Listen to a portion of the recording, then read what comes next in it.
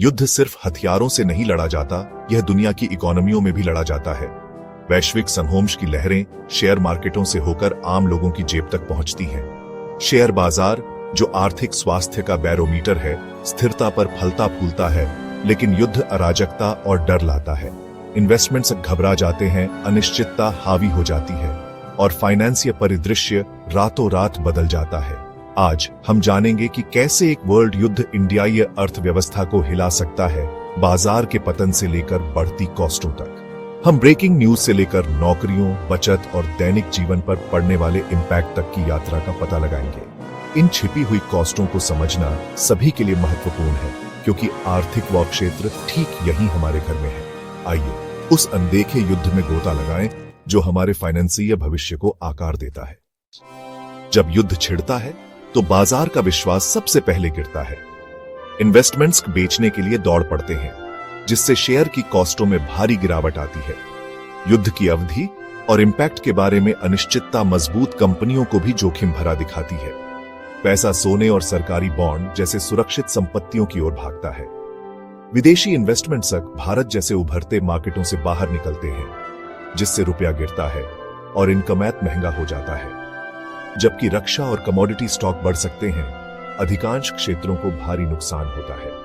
परिणाम एक व्यापक बाजार बिकवाली, धन का क्षरण और अर्थव्यवस्था में एक श्रृंखला प्रतिक्रिया शुरू हो जाती है। डर हावी हो जाता है और इसका इम्पैक्ट ट्रेडिंग फ्लोर से बहुत आगे तक फैलता है।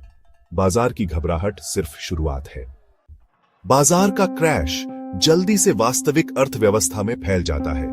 युद्ध तेल और खाद्य आपूर्ति को बाधित करते हैं, जिससे कॉस्टें बढ़ जाती हैं। खासकर भारत जैसे इनकमात निर्भर देशों के लिए यह दर्दनाक है। ईंधन की उच्च लागत हर चीज की कॉस्टों को बढ़ा देती है, जिससे घरेलू बजट पर दबाव पड़ता है। सप्लाई चेन में अराजकता कारखानों को रोक देती है और सामानों में देरी करती है, जिससे मुद्रास्फीति बढ़ती है।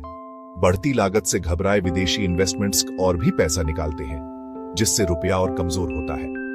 चक्र तेज होता है, मुद्रास्फीति बढ़ती है, उत्पादन धीमा होता है और आर्थिक दर्द गहरा होता है।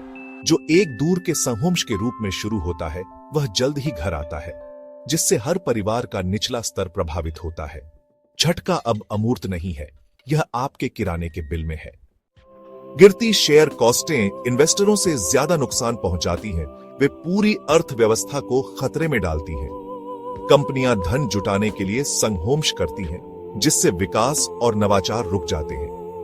भर्ती पर रोक और छंटनी होती है, जिससे घरेलू आय और मांग कम हो जाती है। सरकारी रेवेन्यू गिरता है, जबकि खर्च की जरूरतें बढ़ती हैं, जिससे सार्वजनिक वित्त पर दबाव पड़ता है। राष्ट्रीय ऋण बढ़ता है और आवश्यक परियोजनाओं में कटौती की जा सकती है। आम लोगों के लिए बचत कम हो जाती है और नौकरी की सुरक्षा खत्म हो जाती है।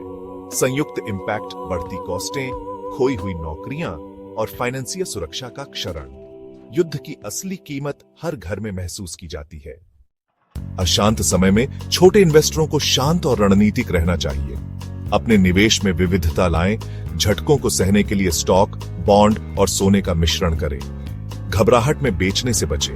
बाजार अक्सर तेज गिरावट के बाद ठीक हो जाते हैं। दीर्घकालिक सोचें, अल्पकालिक क्रैश शायद ही कभी दीर्घकालिक लक्ष्यों को पटरी से उतारते हैं।